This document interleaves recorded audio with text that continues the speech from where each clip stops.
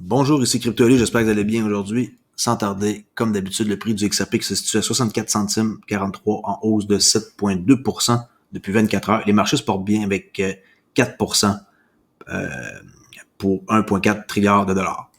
Fiat Leak, un range de 59 à 64 centimes ici. Et on voit, comme tantôt j'ai expliqué dans mon autre vidéo, 64 centimes. Okay. Et tout est dans le vert, 60 gagnants contre 2 perdants. Super, super bon. J'espère que samedi va être pareil. On commence ici avec Elon Musk qui claque Bitcoin et des problèmes d'évolutivité d'Ethereum. Elon Musk a critiqué les deux principales blockchains pour leur taux de transaction et leurs frais. Chose qu'il a raison. Il a également déclaré qu'il pensait qu'il y avait un mérite à utiliser Dogecoin comme blockchain de couche de base. Alors, qu'est-ce que vous pensez de ça? Hein? Est-ce que vous pensez vraiment que qu'est-ce qu'il dit, ça fit avec qu'est-ce que vous pensez? Elon Musk, de nouveau, tweeté de quoi, là, c'est toujours par rapport à Dogecoin, là, il fait des petits insights par-ci, par-là. On voit ici son tweet en anglais pour vous prouver la nouvelle. Continue avec Forecast avec la BRI, la Banque des règlements internationaux, qui dit qu'une coopération est indispensable avec les CBDC pour améliorer les paiements transfrontaliers. Dans un nouveau rapport, la BIS, qui est Bank of International Settlement là, en anglais, déclare que les pays doivent travailler ensemble et concevoir des CBDC en gardant à l'esprit l'interopérabilité, un mot qu'on a entendu parler pendant une année, qui est l'interopérabilité, que d'ailleurs je vais souligner comme du monde, ici, avec mon stylo. OK. Oups. Pas mieux. Hong Kong et Singapour dirigent les efforts, eux, pour les CBDC, travaillent main dans la main. Alors que les travaux sur les monnaies numériques des banques centrales CBDC, que ce soit pour une utilisation en gros ou au détail, prennent de l'ampleur dans le monde, les pays doivent travailler ensemble pour que les CBDC améliorent les paiements transfrontaliers, selon un rapport conjoint du G20, publié aujourd'hui, en date du vendredi 9 juillet. Ici, l'essai du renminbi en Chine va être avec 10 millions d'utilisateurs. Fait que plus ils essayent, plus ils mettent du monde là-dedans. Là. Les sous-gouverneurs de la Banque populaire de Chine révèlent que le programme de renminbi numérique compte 10 millions d'utilisateurs. Tout citoyen chinois peut participer en faisant une demande d'inscription sur la liste blanche. En raison de son démarrage précoce, la Chine a réussi à devenir que certains considèrent comme le leader de la course au CBDC. Je suis tout à fait d'accord, à moins que les États-Unis nous sortent un lapin de leur chapeau, là, mais je serais surpris. Je pense que la Chine va dominer les CBDC.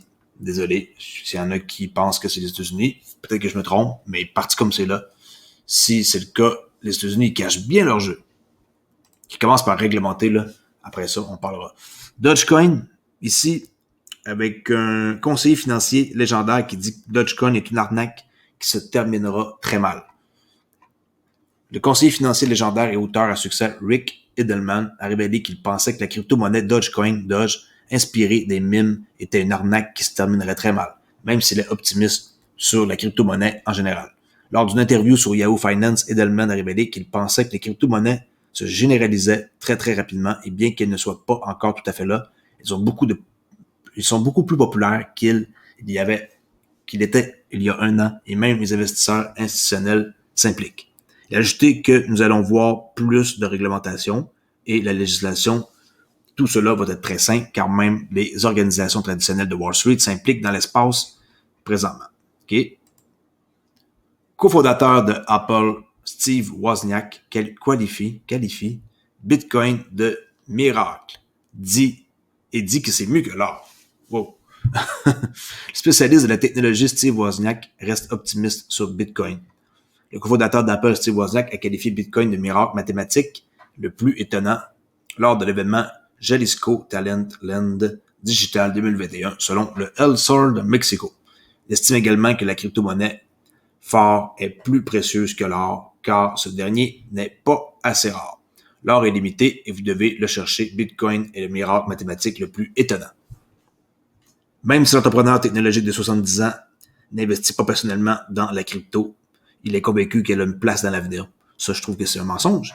Parce que lui-même, il a créé un propre jeton qui s'appelle le WOZK, le WOZ.